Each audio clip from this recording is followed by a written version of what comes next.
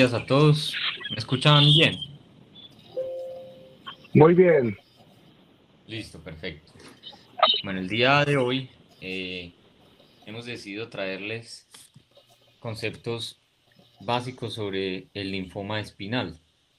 Es un tema que tiene muchos aspectos oncológicos, sin embargo, vamos a centrarnos mucho sobre cuál es el papel del neurocirujano en los pacientes con linfoma espinal. El asesor para este seminario es el doctor Gustavo Giraldo. Entonces vamos a empezar hablando un poco de qué es el linfoma, cómo se clasifica, epidemiológicamente, cómo se comporta el linfoma del sistema nervioso central y cuáles son los tipos de compromiso que podemos tener en la columna por linfoma. Y vamos a definir cuáles son las indicaciones quirúrgicas en aquellos pacientes que tienen linfoma espinal, cuándo el neurocirujano debe intervenir y cuál es el pronóstico de estos pacientes según el manejo que vamos a dar. Lo primero que tenemos que recordar es que desde el punto de vista histopatológico hay dos grandes clasificaciones de linfoma. Uno es el linfoma Hodgkin y el otro es el linfoma no Hodgkin. La gran diferencia entre estas dos variantes histológicas es la presencia de la célula de Rett-Steinberg. Esta célula va a estar en el linfoma Hodgkin y es lo que los diferencia a los dos desde el punto de vista histopatológico. El linfoma Hodgkin es una neoplasia linfoide monoclonal que va a ser de origen B y esta célula que acabamos de denominar, que va a ser su marcador típico, la célula de Rett-Steinberg va a marcar su placa histopatológica. Es una neoplasia que es más frecuente en varones, es aproximadamente el 1% de todas las neoplasias y se caracteriza porque tiene una presentación bimodal, un pico entre la segunda y la tercera década de la vida y un segundo pico hacia la séptima década de la vida. Tenemos cuatro variantes histológicas principales: la esclerosis nodular, la variante de celularidad mixta, la variante de depresión linfoide y la variante de predominio linfocítico. ¿Qué es importante de esto? Lo importante es tener claro que van a haber unas variantes de mejor pronóstico y unas variantes de peor pronóstico. La variante de esclerosis nodular y de predominio linfocítico son las variantes de histologías favorables y las variantes de depresión linfoide y celularidad mixta son las variantes de histología desfavorable. Esta variante de predominio linfocítico, que es una variante de histología favorable, va a ser la más frecuente, ¿sí? La segunda en frecuencia, perdón.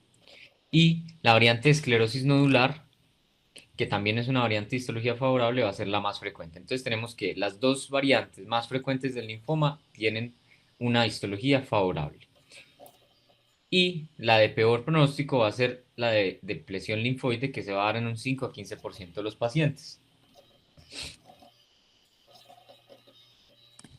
El linfoma Hodgkin típicamente va a diseminarse por vía linfática desde su sitio de origen, y el sitio de origen comúnmente es la región cervical, y va a diseminarse hacia zonas linfáticas vecinas y de ahí hacia otras en vecindad. Ese patrón de diseminación va a ser característico de esta enfermedad de Hodgkin y lo va a diferenciar de otros tipos de linfoma.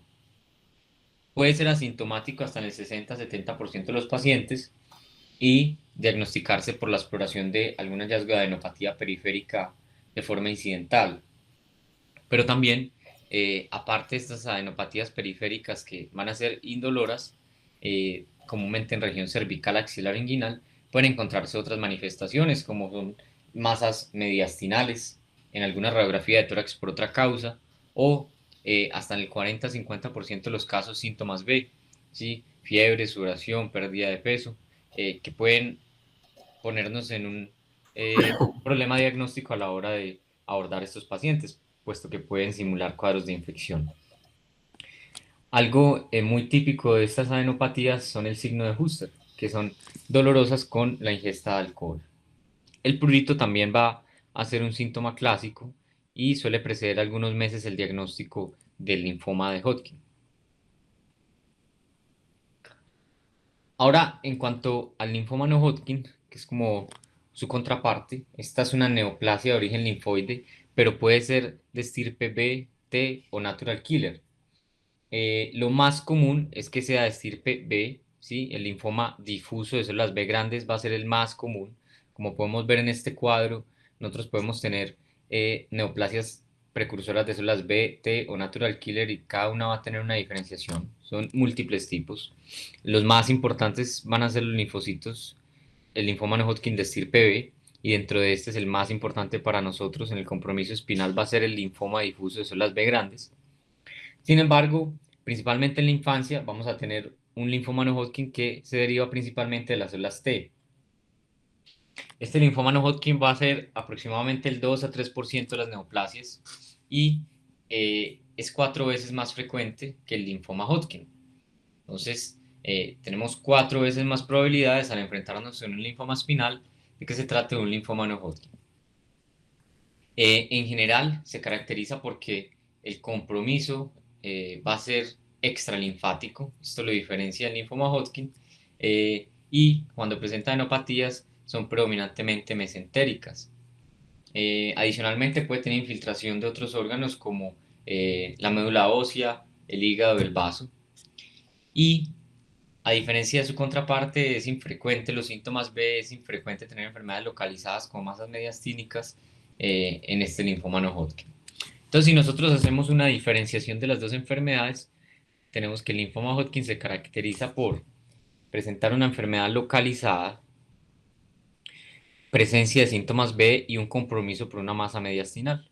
A diferencia del linfoma no Hodgkin, que va a tener un mayor compromiso de retroperitoneo y mesenterio, compromiso de la médula ósea, por lo que tiene expresiones leucémicas en el hemograma, enfermedades extralinfáticas más frecuentes y paraproteinemia. Entonces son compromisos algo diferentes desde el punto de vista clínico y paraclínico. Ya cuando nos centramos al linfoma del sistema nervioso central, entonces aquí el compromiso en el sistema nervioso central puede ser primario o secundario, es decir, un linfoma que surja del sistema nervioso central o aquellos pacientes con una enfermedad avanzada o recidivante que van a tener un compromiso metastásico del sistema nervioso central. En general, cuando se habla de linfoma del sistema nervioso central, se habla de linfoma no Hodgkin. Eso es lo más común. Hay reportes de casos de linfoma Hodgkin, pero eso es muy infrecuente. Entonces, la mayoría de casos reportados de linfoma del sistema nervioso central va a ser no Hodgkin. Eh, cuando hablamos del linfoma primario del sistema nervioso central, cuando tenemos un linfoma o una lesión que es confinada al parénquima cerebral, dura madre, leptomeninges o nervios craneales, médula o compartimento intraocular, sin evidencia de otra afectación afuera de estos compartimentos. Ya desde el punto de vista epidemiológico, vemos que la sobrevida de estos dos es algo desalentadora. El linfoma primario del sistema nervioso central tiene una supervivencia en general de 1,5 a 2 meses sin tratamiento y la sobrevida a 5 años es del 30% con el manejo multimodal. Eh, en cuanto al linfoma no Hodgkin sistémico, en sus variantes agresivas, como el linfoma difuso de células B grande, hay un riesgo del 2 al 27% de desarrollar linfoma secundario del sistema nervioso central, es decir, 2 a 3 pacientes con linfoma no Hodgkin agresivo van a tener compromiso del sistema nervioso central de cada 10 y tenemos una supervivencia muy similar al linfoma primario, aproximadamente 2,2 meses después del diagnóstico. Hay que tener claro que dentro de la etiología o etiopatogenia de esta enfermedad, la inmunodeficiencia, tanto primaria como adquirida, juega un papel importante. Pacientes con trasplantes, pacientes con VIH o algún tipo de inmunodeficiencia primaria tienen un factor de riesgo significativo.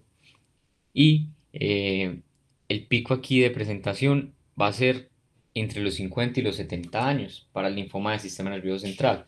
Sin embargo, en estos pacientes con inmunodepresión importante, el pico de edad va a ser más bajo, hacia los 35 o 40 años. El sistema nervioso central se puede comprometer en cualquier nivel y en varios o múltiples compartimentos, como vamos a ver. Y este compromiso del sistema nervioso central puede ser dado tanto por invasión o por compresión. Lo más común dentro de todos los compartimentos del sistema nervioso es la afectación leptomeningia y el parénquima cerebral. Sin embargo, como el tema que nos trae el día de hoy, también puede haber afectación vertebral, espinal o medular. Dentro de todos los linfomas que tenemos que pueden dar compromiso al sistema nervioso central, estas son las tres variantes que vamos a tener más comúnmente implicadas. El linfoma difuso de células B grande va a ser la principal variante histopatológica, seguido el linfoma de Burkitt y el linfoma linfoblástico. Mm, Cuando nosotros tenemos un paciente con linfoma no Hodgkin, hay dos sitios anatómicos que nos van a marcar un mayor riesgo de compromiso del sistema nervioso central. Y esto va a ser si el paciente presenta una afectación linfomatosa de los testículos y una afectación linfomatosa de los senos paranasales. Tener algún tipo de afectación de alguno de estos dos órganos va a marcar una mayor probabilidad de compromiso del sistema nervioso central. Ya desde el punto de vista anatómico, eh, la afectación de la columna por el linfoma eh, puede darse a varios niveles. Como vimos, puede ser un linfoma vertebral o puede ser extradural o intradural, que es el linfoma medular. Hasta el 85% de los casos va a ser linfoma no Hodgkin, como habíamos dicho previamente, al igual que en el resto del sistema nervioso central. Y de estos va a ser casi que el 90 o más por ciento de los casos linfoma difuso de células grandes, tipo B.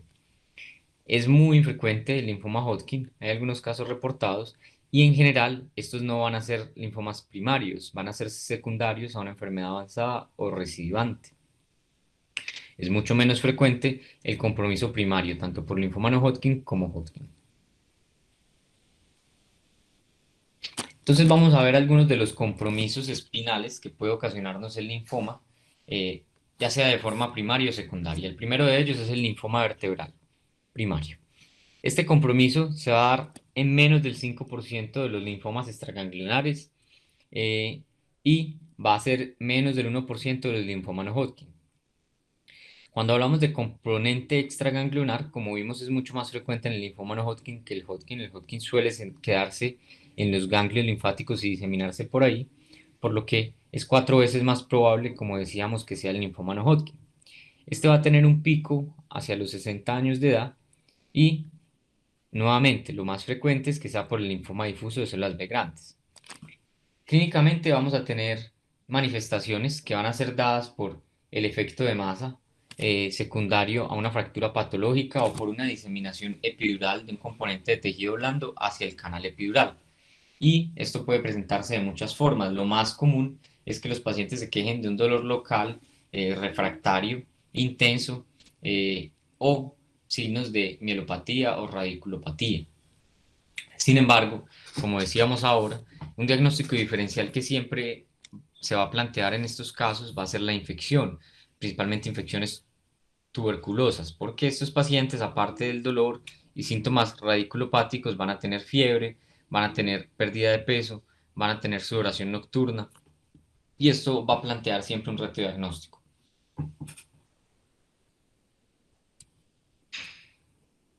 ¿Cómo va a ser el aspecto radiográfico en estos pacientes?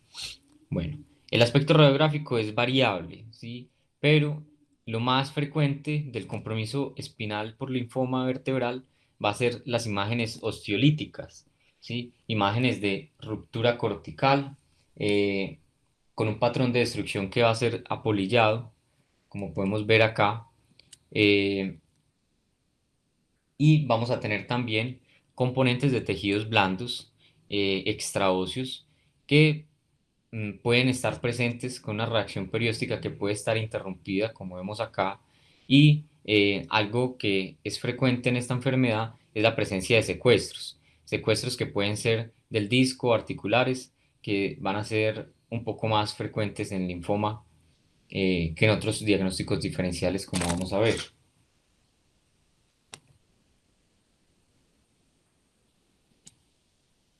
Adicionalmente, el linfoma Hodgkin, de forma más frecuente que el linfoma no Hodgkin, va a presentar cambios osteoblásticos o escleróticos.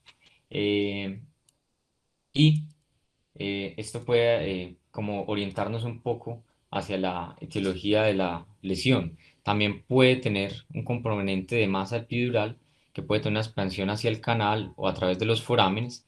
En la resonancia, estas van a ser lesiones que tienen un componente hipointenso en T1 e ISO e hipointenso en T2 y que van a tener una captación variable en medio de contraste. Es importante en estos pacientes realizar imágenes nucleares, principalmente el PET, para estratificar, para determinar si este es un linfoma primario o secundario del sistema nervioso central. Estos estudios nucleares van a ser mucho más sensibles que otro tipo de estudios imagenológicos, como la gammagrafía, por ejemplo.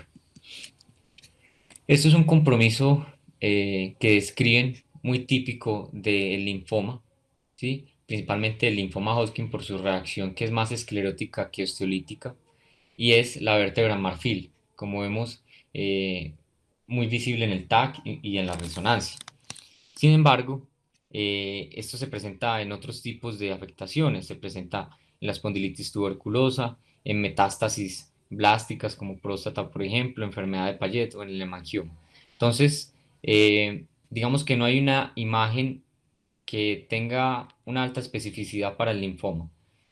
Hay múltiples diagnósticos diferenciales, tanto el linfoma no Hodgkin como el Hodgkin van a tener múltiples diagnósticos diferenciales. Ya el componente epidural del linfoma eh, es menos común que el componente vertebral. Es decir, aquí vamos en orden decreciente de frecuencia.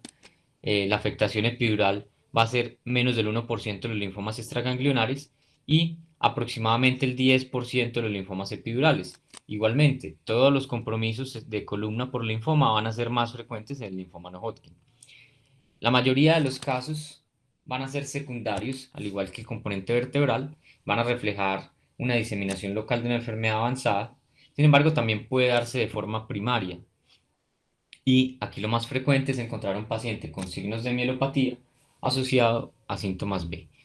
Dentro de todos los segmentos de la columna, el compromiso más frecuente en el linfoma epidural es el compromiso dorsal.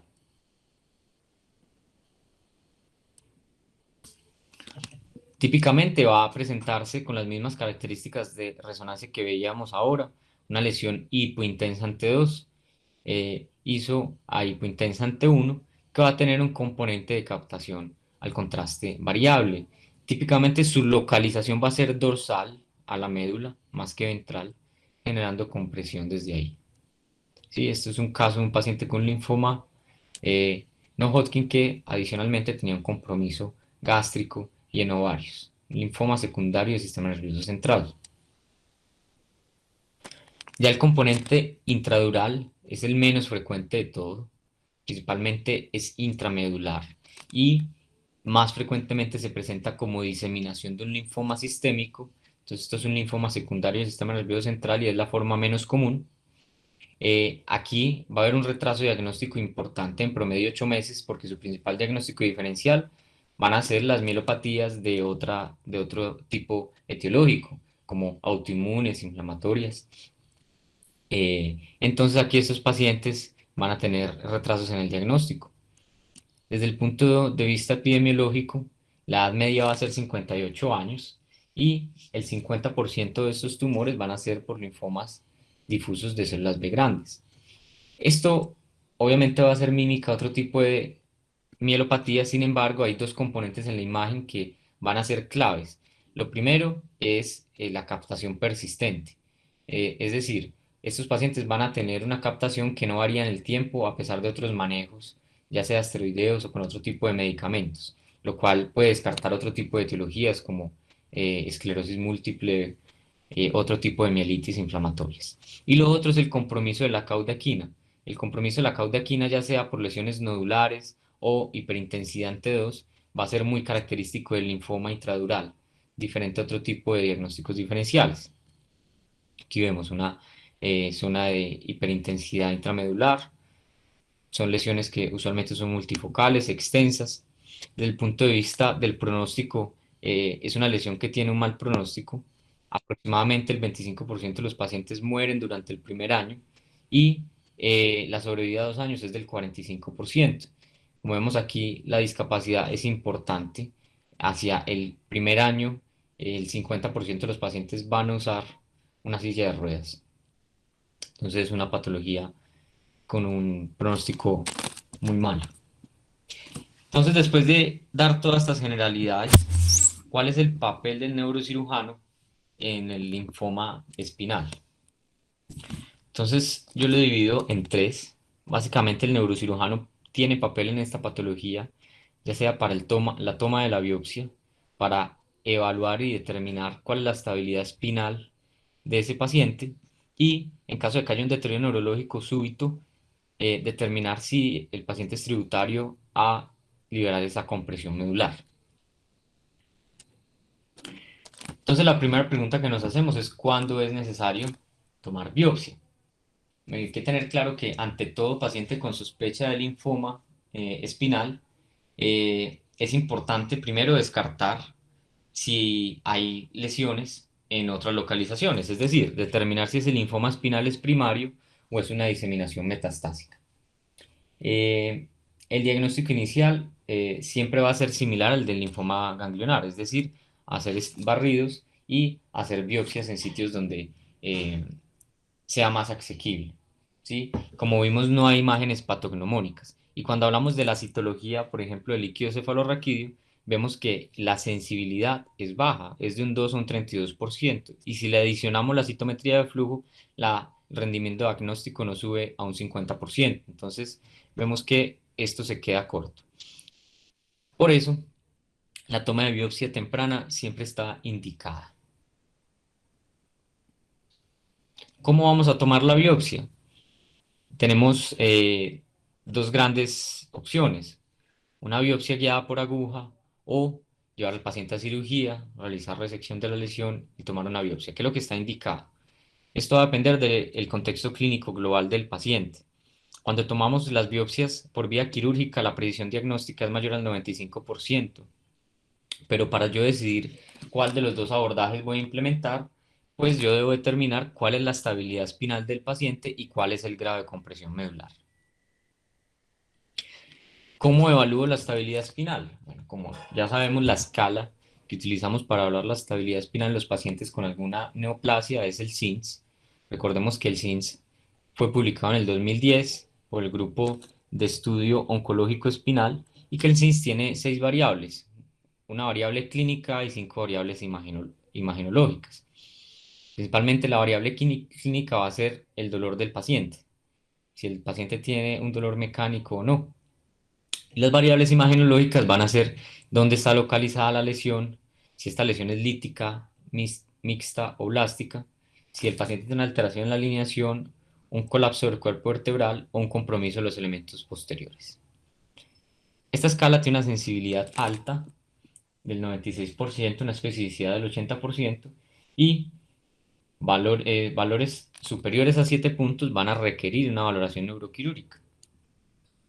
Cuando nosotros valoramos un paciente con una posible inestabilidad espinal secundaria a una neoplasia, tenemos tres opciones. Paciente que tiene 0 a 6 puntos, es decir, es una enfermedad que tiene una columna estable, en este caso el manejo será médico, o un paciente que tiene un puntaje mayor de 2, es decir, la columna está inestable, requiere estabilización, o un paciente con un puntaje entre 7 y 11. Es una columna potencialmente inestable, por ende tengo que individualizar el caso. Adicionalmente, yo tengo que valorar en mi paciente cuál es la compresión epidural medular que tiene. Y para esto tengo la escala de compresión epidural. Esta escala es una escala imagenológica que se crea con imágenes de resonancia axiales en T2 en el sitio de compresión más severa. Es una escala que, como vemos, tiene 4 grados del 0 al 3, pero que se divide desde el punto de vista práctico en 6 puntos, porque el grado 1 tiene 3 divisiones, 1A, 1B y 1C. A mayor grado de severidad, mayor grado de estenosis. Como vemos, el grado 0 es una enfermedad que solo tiene un componente óseo. El grado 1 es una enfermedad que tiene un componente epidural pero sin compresión del cordón. Y ese 1 puede dividirse en 1A, 1B y 1C, ¿sí? Simplemente cuando se extiende hacia el saco sin contactarlo, lo contacta, lo deforma pero no deforma el cordón. Grado 2 es cuando ya hay una deformidad del cordón espinal, pero no alrededor del cordón va a haber líquido cefalorraquídeo y grado 3 es cuando hay una compresión de la médula y no vamos a ver líquido alrededor de ella. Aquí tenemos algunos ejemplos de los diferentes grados. Como vemos, todas son imágenes de resonancia en secuencias de T2 en cortes axiales en el sitio de máxima compresión. Entonces, igualmente tengo dos opciones. Un paciente con una escala de compresión epidural medular de bajo grado, es decir, de 0 a 1C, donde el manejo va a ser radioterapéutico, o pacientes con una escala de compresión epidural medular de alto grado, es decir, Bilski 2 o 3, donde aquí lo indicado va a ser la cirugía de separación para dar un margen adecuado a la médula y a la lesión para realizar manejo con radioterapia. Sin embargo, hay lesiones con alta radiosensibilidad y con alta sensibilidad a la quimioterapia. Una de ellas es el linfoma, donde algunos autores proponen que incluso el manejo de estas compresiones de alto grado pueden ser la radioterapia de entrada.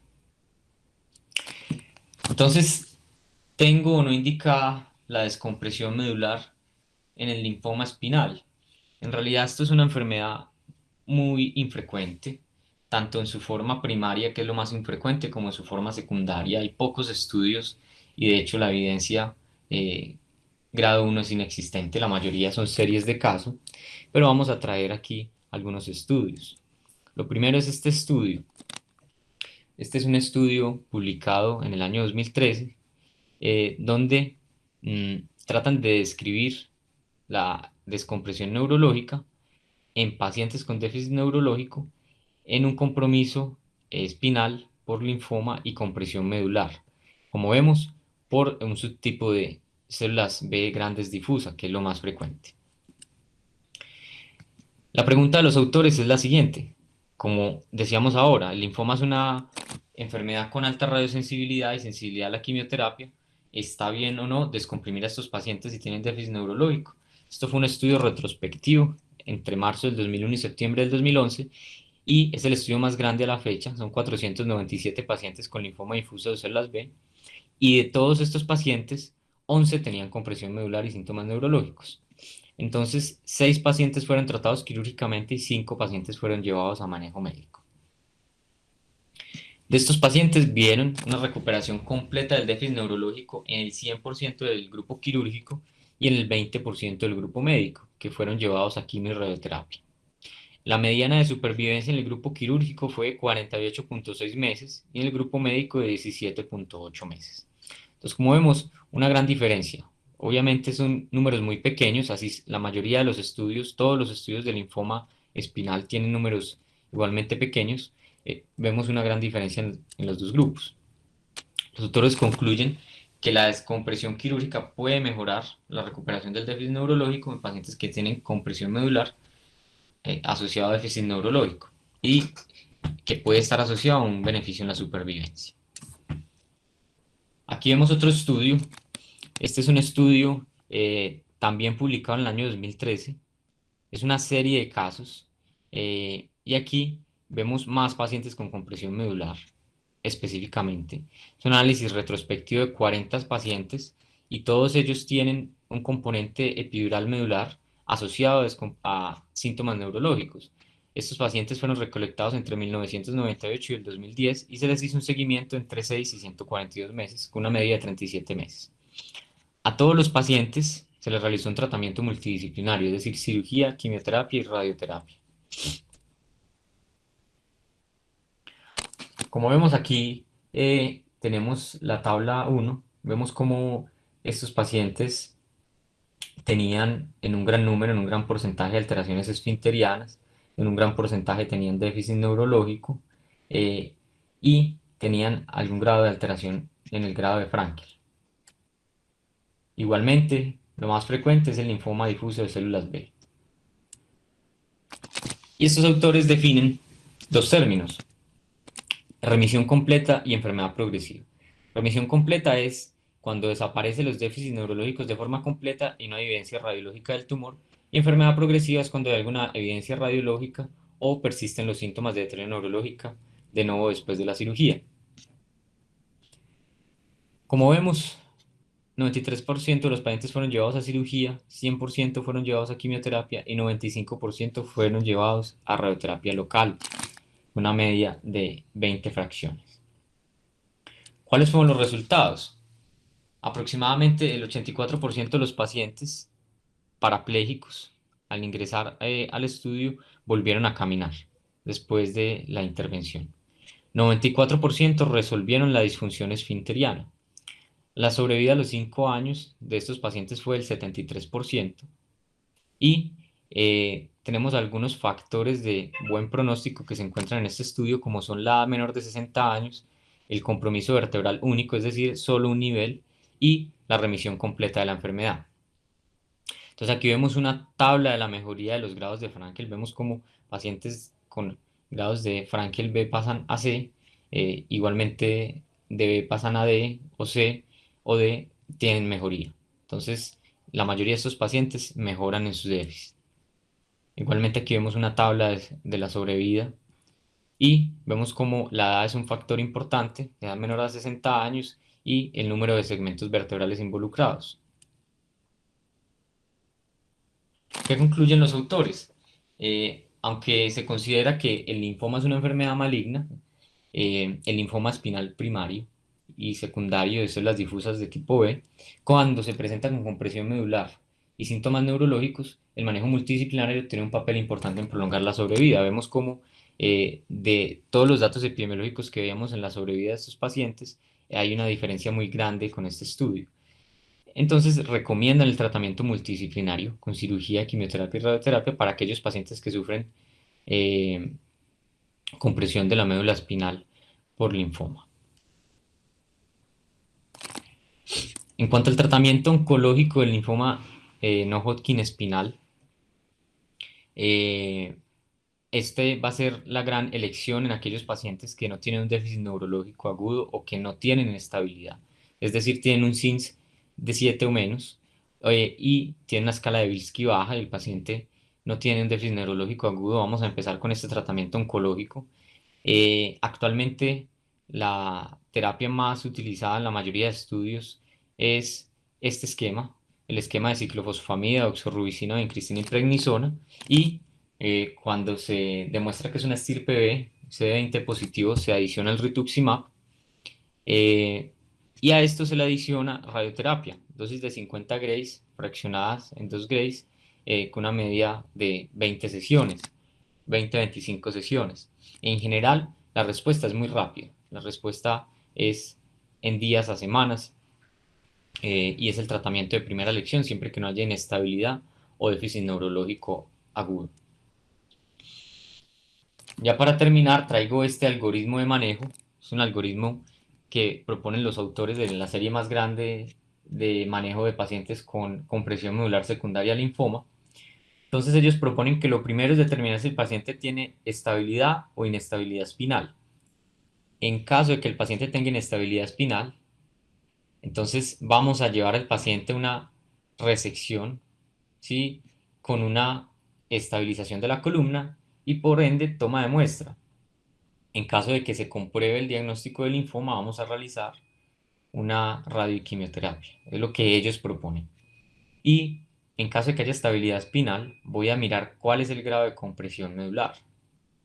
Si tengo una compresión medular leve, entonces obviamente estos pacientes deben ser llevados a una biopsia, ¿sí? Por aguja. Y si yo tengo confirmación histopatológica, dar quimio y radioterapia, que es el manejo de primera línea. Pero si el paciente tiene un deterioro neurológico asociado a una compresión medular de alto grado, pues también va a estar indicado la descompresión, eh, y en ese momento quirúrgico toma de muestra y se confirma el diagnóstico quimio y radioterapia. Es la experiencia de ellos y el algoritmo que ellos proponen. Como conclusión, el linfoma espinal es una enfermedad rara, es menos del 5% del componente extraganglionar de los linfomas. En orden decreciente de frecuencia, el compromiso va a ser vertebral, luego extradural y luego intradural, siendo el intramedular el más infrecuente. Tres grandes indicaciones quirúrgicas: la toma de biopsia, que puede ser idealmente una toma de biopsia guiada con aguja, o cuando el paciente tiene inestabilidad o gran compresión medular y déficit neurológico durante el acto quirúrgico. Eh, Tres indicaciones quirúrgicas son toma de biopsia, liberar la compresión medular y manejar la inestabilidad. Y el pronóstico va a ser variable según el número de vértebras comprometidas, la edad del paciente y el manejo instaurado. Bueno, muchas gracias. Quisiera escuchar la experiencia de los profesores con esta patología. Mauro, muy buena la exposición. Eh, yo tengo dos inquietudes. En un trabajo presentaste que el 84% de los pacientes parapléjicos volvían a caminar. Yo quiero saber cuánto tiempo llevaban parapléjicos si tenés ese dato, porque me parece curioso que un paciente parapléjico recupere la marcha. Sí. Esa es la primera.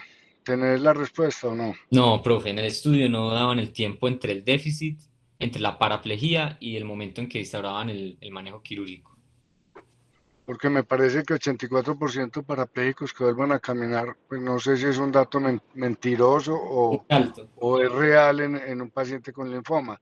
Y la segunda pregunta que me gustaría que el doctor Gustavo me la contestara es cuando tenemos una columna inestable por el SINS, pero no podemos operar al paciente, bien sea porque las condiciones del hueso son muy malas o porque la condición del paciente no es favorable, si después del tratamiento la estabilidad de la columna se recupera.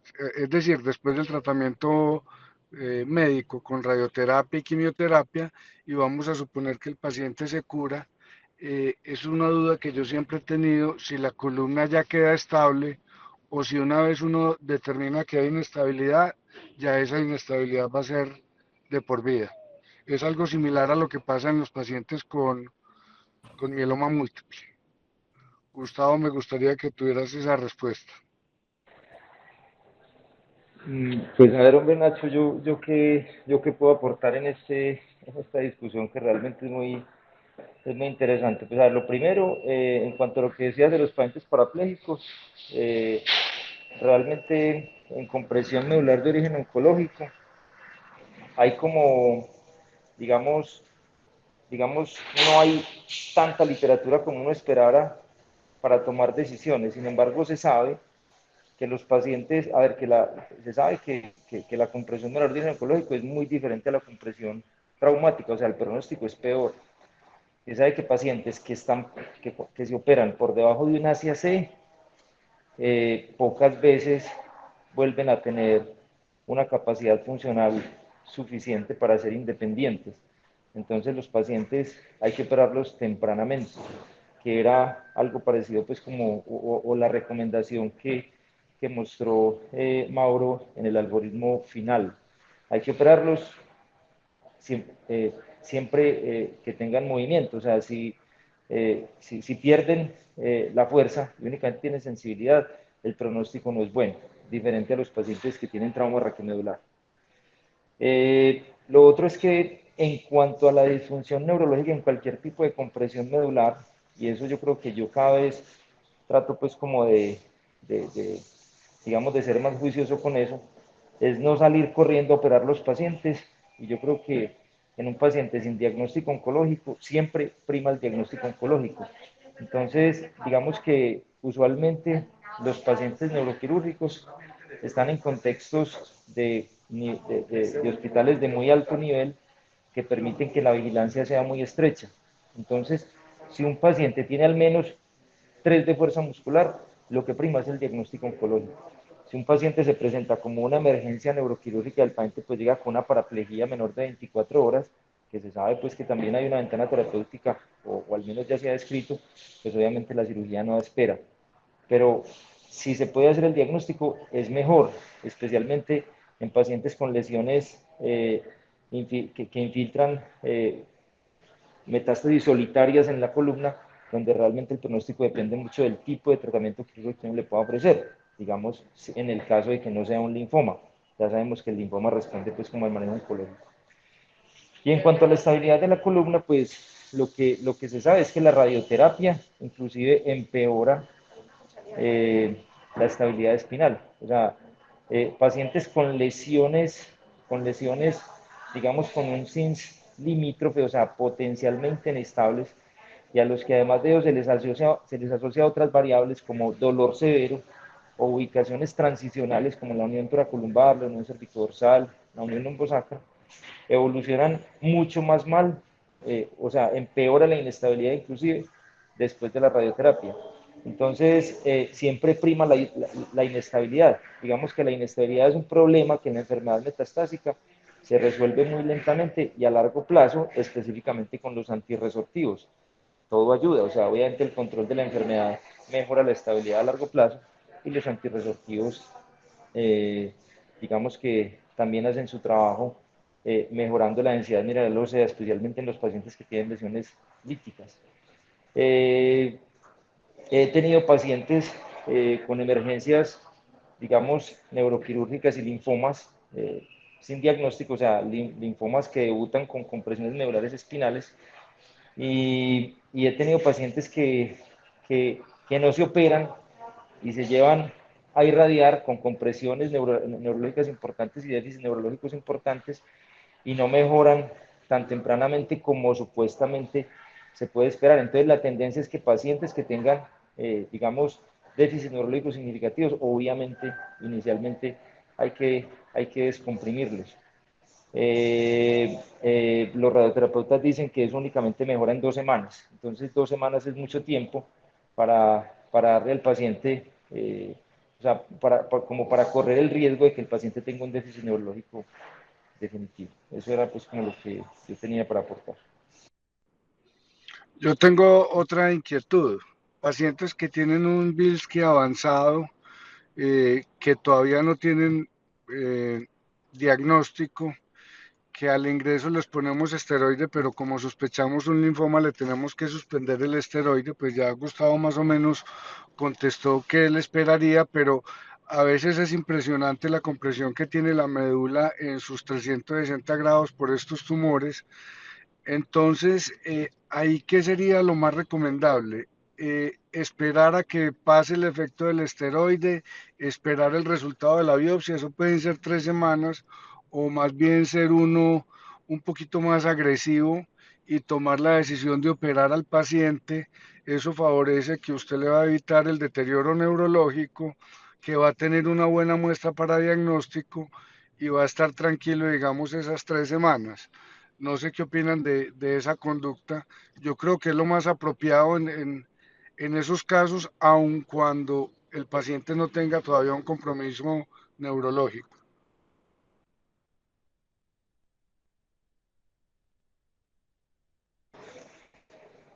Si nadie más pues quiere como responder, yo pienso que esa es la idea, o sea, tratar de establecer el diagnóstico muy oportunamente y empezar los esteroides.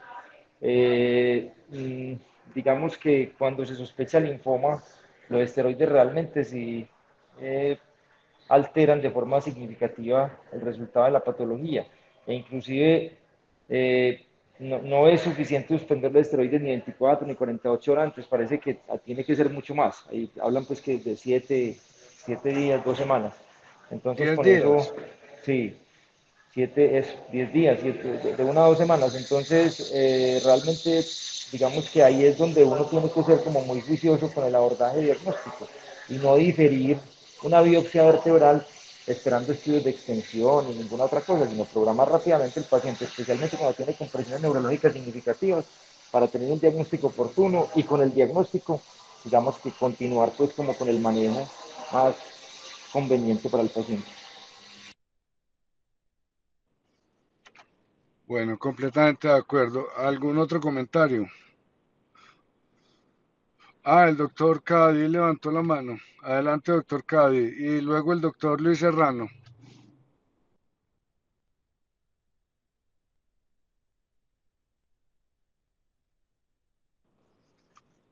Adelante, doctor Cady. Luis, Ya, adelante.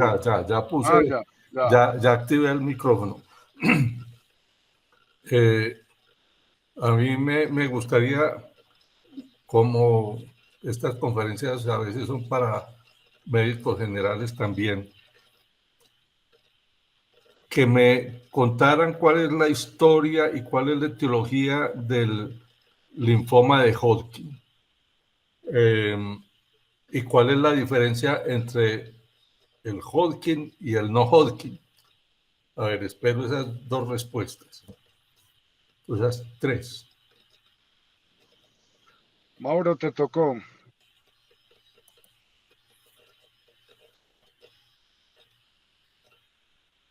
Profe, la diferencia entre el linfoma de Hodgkin y no Hodgkin básicamente es la presencia de la célula de Rett-Steinberg en la placa histopatológica.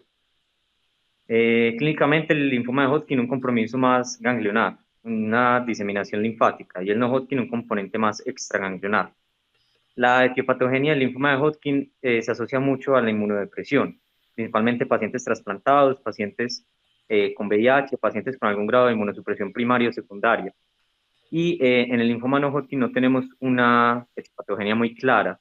Se ha asociado al virus Epstein-Barr porque casi en el 60-70% de los pacientes se encuentra positividad para este virus, pero no se sabe si tiene o no una relación causal directa. Esa es como la respuesta ahí para eso. Mauro, en el linfoma Bueno. primario, el estudio de la médula ósea es positivo o es negativo. Profe, en general es positivo. Lo que pasa es que hay linfomas que tienen más infiltración de médula ósea y más expresión leucémica que otros. Pero en el primario del sistema nervioso central. Ah, no. No. Hasta donde yo tengo entendido no es positivo. No sé si el profesor me corrige. El profesor Gustavo. Bueno, yo quiero hacer esta aclaración porque siempre me había interesado desde cuándo se conoce la enfermedad. Fue descrita en 1832, por un médico general que le llamó la atención el tejido, el crecimiento anormal del vaso y de los ganglios linfáticos. Él fue un médico general y las publicaciones pues se hicieron o se le dio importancia en 1856, pero después y muy recientemente se diferenció la enfermedad en 1956, que apareció una clasificación diferente. Pero al principio se pensó que era una enfermedad infecciosa. En este momento, ¿qué queda claro? ¿Es una enfermedad infecciosa o es un cáncer? Así como claramente cuál de las dos es. ¿Es la una o es la otra?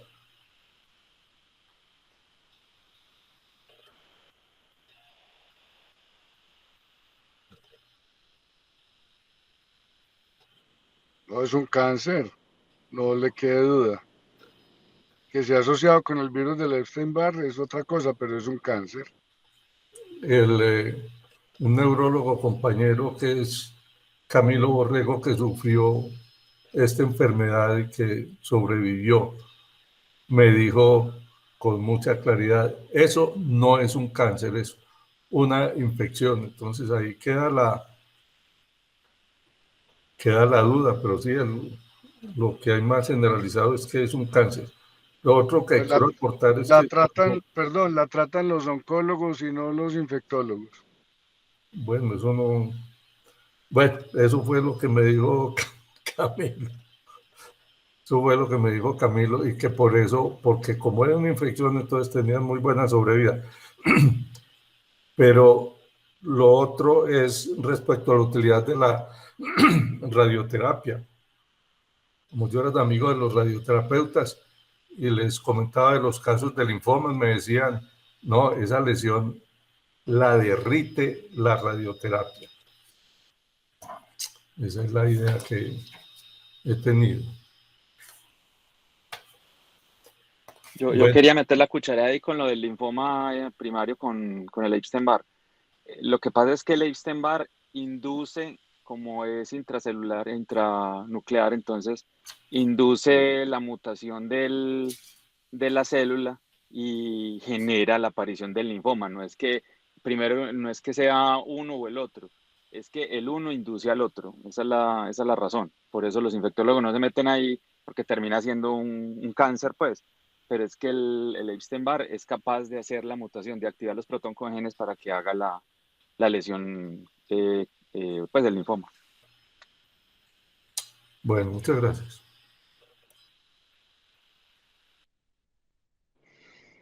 Bueno, ¿algún otro comentario? El comentario que yo iba a hacer, Ignacio, es que primero si eso que decía Mauro, si es que sí, lo que dice el doctor que había media, o sea, es cierto. O sea, no es que es una infección, pero es inducida por el virus. El virus dispara el desarrollo oncológico del problema. Entonces, sí es un tumor, pero inducido por infección. No quiere decir que le vaya a servir ni antivirales ni antibióticos para el manejo, porque ya se toca manejarlo como el cáncer que es.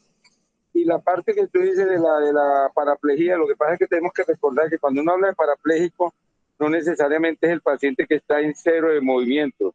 Estamos hablando de pacientes que con frecuencia los vemos con fuerza de 1, máximo 2 en extremidades inferiores. Entonces el paciente entra parapléjico, sin capacidad de caminar y se recuperan. Y eso lo vemos a diario. Nosotros en la Clínica León 13, que tenemos un alto número de pacientes oncológicos, nos consultan con frecuencia no solamente con linfoma, sino con otro tipo de tumores metastásicos a médula, y los operamos y la recuperación es muy buena. Muchos no recuperan, es verdad, porque lleva mucho tiempo del daño neurológico, pero los pacientes que vemos a tiempo recuperan, o sea que ese 84% no es falso, sino son de centro oncológico donde el paciente llega con déficit marcado, pero de corta duración, y se puede recuperar 100%, el paciente termina caminando. De pronto queden con algo de una fuerza de 4, -4, pero llegan a caminar nuevamente. Muchas gracias.